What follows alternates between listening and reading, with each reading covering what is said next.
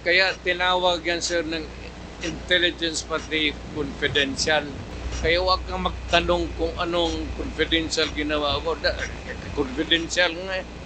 Do not make me account for something which I cannot do legally. That is not allowed by law. I am prohibited from doing it. You are asking as if you are from the COA. Hindi ka naman COA. Hindi kita sagutin ng tama kasi wala rin akong alam.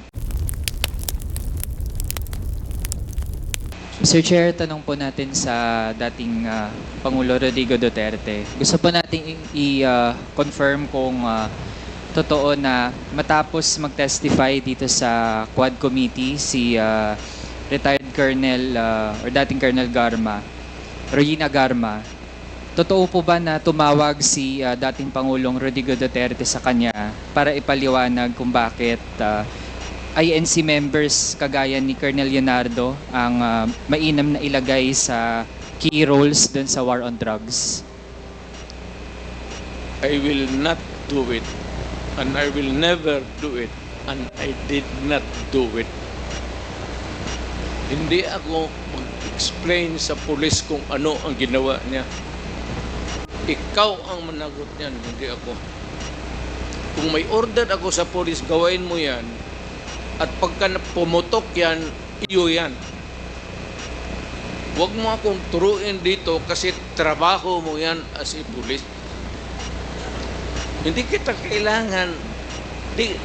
Sabi ko nga, 2 taon ako nagturo sa Police Academy, including criminal procedure and evidence. Hindi lang sophisticated, raw lecture lang. Pero hindi ako nagsabi ng turo ng gano'n ka-stupid. I mean, you should maybe medyo habulin mo ang utak ko, Andre. Hindi ako ang presidente kung... Hindi ako. Mr. Chair, linawin ko lang yung tanong. Yung tanong ko po ay kung totoo ba na tinawagan ng dating Pangulo si Colonel Garma matapos mag-testify ni Colonel Garma dito sa Quad Committee. Hindi nga. Bakit ko siya tanungin? Sarili niya yung trabaho. Siya ang managot. Why would I call anybody? You are a policeman, policewoman, do your duty. Kung nagkaletse-letse yan, you explain to the judge. And if you are not believed by the court, then you go to jail. That is your duty. That is your destiny. Mr. Chair, karugtong po niyan, tama po ba na pinaliwanag na kaya napili si Colonel Leonardo para sa isang key role doon sa war on drugs ay dahil mapagkakatiwalaan siya sa pera? I do not give money to people. Wala nga akong pati pagsayangan yung... Alam mo, kung may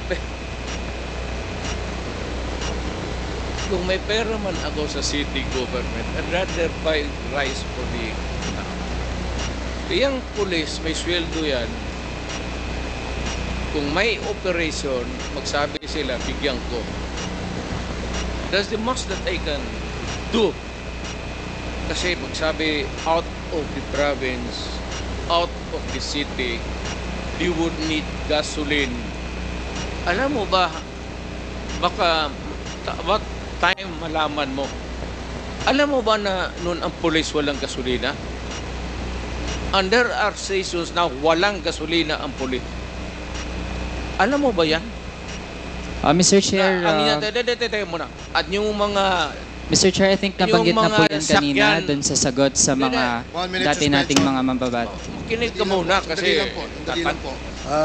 Again, I'd like to remind our resource person and our members to please maintain our decorum. Kung meron po magtataas ng boses, kung maaari po, medyo ibaba po natin yan dahil gusto po natin ay matiwasay itong ating committee hearing sa ngayon. Congressman Manuel, please proceed. Thank you, Mr. Chair. Mr. Chair, sa dating hearings ng Quad Committee, retired Police Colonel Edelberto Leonardo confirmed na merong reward scheme for police personnel under the drug war of former President Rodrigo Duterte. At meron din pong isang interview mismo sa dating Pangulo na kaya gusto niya ay INC, yung merong key roles dun sa drug war, ay dahil nga kapag INC daw, mapagkakatiwalaan sa pera.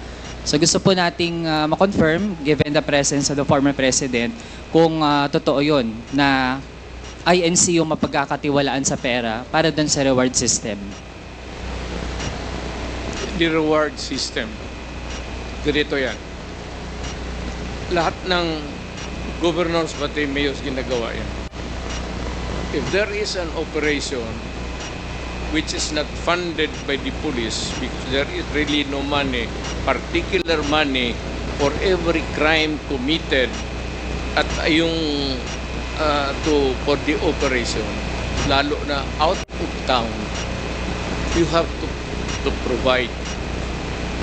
If it says Davao City, outside of the province, Cotabato, prosecutor kasi ako, so I will begin to count kung magkano. Sabi sir, sa South Cotabato, gaano kalayo yan? Anong gamitin ninyo? May gasolina, pagkain. So, ang pagkanguri ko, pagkain. Bigyan ko yan sila ng, okay, I'll give you 20,000. Magamit nila yan, gamitin nyo yan. Pag may sobra niyan, magsabi sila, sir, hindi na ubos. Kasi nahuli ka agad. Kasi marami, hindi mo masuloy, hindi mo mabulsa yan. Kasi marami kayo dyan sa team na police, nag-ooperate. Sasabihin mo talaga yan pagbalik, sir, may sobra dito, sir. O, ilan? Sir, kalahati. Sabi ko, inyo na yan. Mr. Chair, Reward. Correct. Very correct. Talagang totoo. At minsan, bigyan ko pa dagdag. so Mr. Chair, dahil ngayong kina-confirm na rin naman ng dating Pangulo na merong reward system at sabi po niya hindi lang pala siya yung gumagawa niyan, meron ding iba na gumagawa niyan in relation dun sa anti-drug campaign. Mr. Chair, I'd like to delve into specific persons na napangalanan na rin dati sa Quad Committee. Nabanggit din ng dating Pangulo sa Senado, merong pong alias Smoking na tagabigay ng pera sa mga pulis para sa drug war operations. Ito pong si Smoking ay bahagi po dati ng Presidential Management Staff. Tama po ba, Mr. Chair? Yes. An employee of the management staff. Mr. Chair, bakit kinakailangan na isang taga-presidential management staff ang tagabigay ng pera? Saan po ba nanggagaling yung pera na siyang ginagamit para dun sa reward system? The Peace and Order Fund of the government. Huwag mo namang sabihin na ako pa ang magbigay doon sa mga pulis.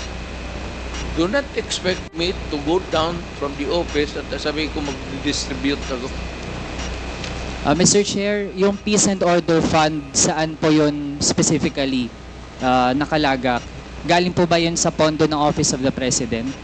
Lahat ng opisina, sir, from the President down to the Governor, Mayors, may Peace and Order Fund. Discretionary yan ng Mayor, ng Governor, ng Presidente. Mr. Chair, yung Peace and Order Fund sa mga local government units natin, yun po ay kinukuha mula dun sa confidential fund. So kung sa Office of the President, lalo na't meron ding allocation for confidential and intelligence fund, dun din po ba kinukuha yung Peace and Order Fund para dun sa reward system? I will not answer your question. I do have to make an accounting of what I did as President. That's official and personal to me. Mr. Chair, bahagi ito ng ating gustong siyasatin dito sa Quad Committee kasi kanina din naman po ang banggit lahat nung mga nagpapatupad ng ganitong operations, yun yung source, Peace and Order Fund. Pero kailangan malinaw din saan talagang item, anong allocation po yun. So kung sa mga LGU, malinaw naman, confidential fund. Pero sa Office of the President, dahil po actually ay iilan lang naman yung mga line items doon. At kung meron dyan na pinakaswak para doon sa Peace and Order, yun po ay confidential and intelligence fund. So gusto po nating ma-confirm lang, dahil po nalaman natin meron talagang reward system at merong pinanggagalingan yung pondo para doon sa reward system. Sir, sandali. Medyo papahingin mo lang ako ng... 1 minute suspension. Kaya tinawag yan, sir, ng intelligence pati confidential. Kaya huwag kang magtanong kung anong confidential ginawa ko. Confidential nga eh. I am protecting the interest of the Republic when I dispense confidential funds to the military and the police. Do not make me account for something which I cannot do legally. That is not allowed by law. I am prohibited from doing it. Mr. Chair, I believe hindi tayo pwedeng sabihan dito sa committee na hindi tayo pwedeng magtanong lalo sa mga bagay na relevant dun sa ating investigations. And Mr. Chair, I was not even asking kung sino yung mga hanggang sa level ng mga regional police units, sino mga nakatanggap. I was simply asking yung nature ng paggamit ng pondo na iyon. And Mr. Chair, there's nothing in the joint circular on confidential and intelligence funds that says that we cannot ask general questions, Mr. Chair. Kaya kung ayaw po tayong sagutin dun sa ganong mga bagay, then I think that's actually an indirect admission na dun talaga nanggagaling at ayaw lang pong specify ng ating resource person yung nitty-gritty. Pero yun na po yung nagtutugma yung Peace and Order Fund na pwede talagang kunin doon sa Confidential and Intelligence Fund na actually ay lumobo ng sobrang taas sa ilalim po ng term ng past administration. So actually po, we gave our resource person a chance to answer pero nagdi-deviate po mula doon sa paano talaga sana sagutin ng diretso kasi simple lang naman po yung tanong kung doon ba kinukuha. Okay, let me answer you. Chance to answer. You are asking as if you are from the COA. Hindi ka naman COA.